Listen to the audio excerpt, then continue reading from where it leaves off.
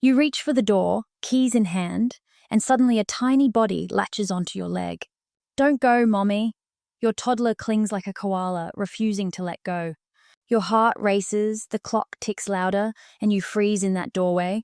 You wonder, why is this so hard? And how do you handle it without breaking both hearts? Here's one quick win you can try today. Build a goodbye ritual.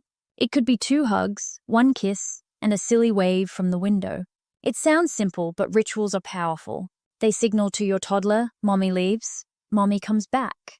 That predictability plants the first seeds of trust. And now let's dive into why clinginess happens and how to guide them through it. If this sounds familiar, you're not alone. Bedtime battles, daycare drop-offs, even quick trips to the bathroom. Clinginess sneaks in everywhere, and with it comes a wave of guilt.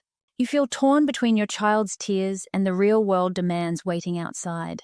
Sometimes you rush, sometimes you stall, but it always feels like a tug of war. Late at night, you might replay those moments in your head. Did I make them too dependent? Shouldn't they be braver by now? Did I do something wrong? Those thoughts are heavy and they sting. But here's the truth. Clinginess isn't weakness, and it isn't your failure. It's a signal. A small body with a big feeling saying, I'm not sure I'm safe without you yet. To your toddler, you're the anchor in a wide, unpredictable ocean. When you leave, even for a minute, their brain can't yet trust you'll always return.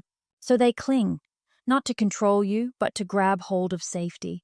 Imagine standing on a wobbly bridge, and the one handrail suddenly lets go. That's how separation can feel to them. Clinginess often rises during big life shifts. A new babysitter, the first weeks of daycare, a baby sibling arriving at home. To us, these are logistics. To them, they're earthquakes. And wrapping themselves around your leg is holding on to stability in a shaking world. But here's where many parents stumble. Some peel their child off in frustration, heart pounding, late for work. Others give in completely, cancelling plans and staying glued together. Both paths, though understandable, tend to backfire. If pushing away doesn't work, and staying forever isn't possible, what's the way forward? The first step, acknowledge the feeling.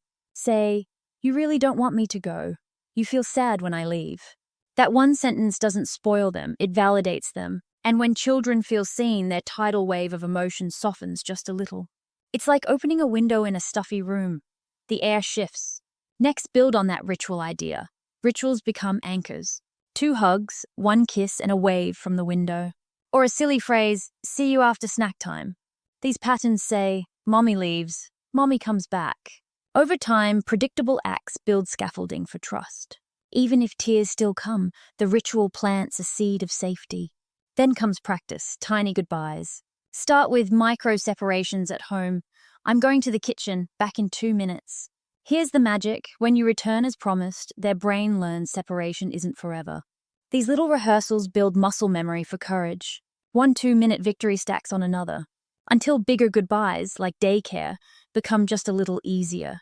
Now picture that daycare drop-off again. Instead of prying fingers off your leg, you kneel down. You whisper, you don't want me to go, I know. Here's our hug, kiss, and wave. You hand them gently to the teacher, ready to scoop them up. Yes, they might still cry. But you leave behind more than tears. You leave behind a ritual, a promise, and a plan. The crying may linger, but week by week, trust strengthens into a rope. Of course, progress isn't a straight line. Clinginess often surges back after illness, stress, or family changes. Don't see that as failure. It isn't erasing your progress. It's simply your child saying, I need extra reassurance right now. Like waves, these phases rise and fall, but they move forward in the long run. And here's a curveball you might know. Some toddlers act brave at drop-off, waving happily. But they unravel at pickup, melting down the second they see you. That doesn't mean you did it wrong. It means they held themselves together, then released emotions in the safest place. Your arms, that meltdown isn't weakness, it's actually trust. So no, your child isn't too dependent. They aren't weak or broken. They are learning how to feel safe in a world that still feels enormous. And you, by staying calm, consistent, and loving, are the net beneath their high-wire act. You're not removing the challenge. You're making sure the fall never feels endless. Clinginess, when you zoom out, is not forever. It's a phase, a wave that crests high, then rolls back. Each time you validate their feelings, keep goodbyes short, and return as promised. You are teaching something far bigger than just "mommy comes back." You are teaching the foundations of secure attachment. You are teaching, I can trust, I can handle separation, love always circles back. So next time your toddler clings to your leg at the door, take a breath. Remember your tools, acknowledge the feeling, use your ritual, practice short separations.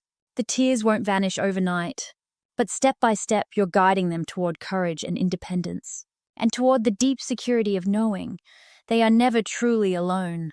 Disclaimer: our content is informational, not medical advice. If you're unsure, check in with a pediatric professional.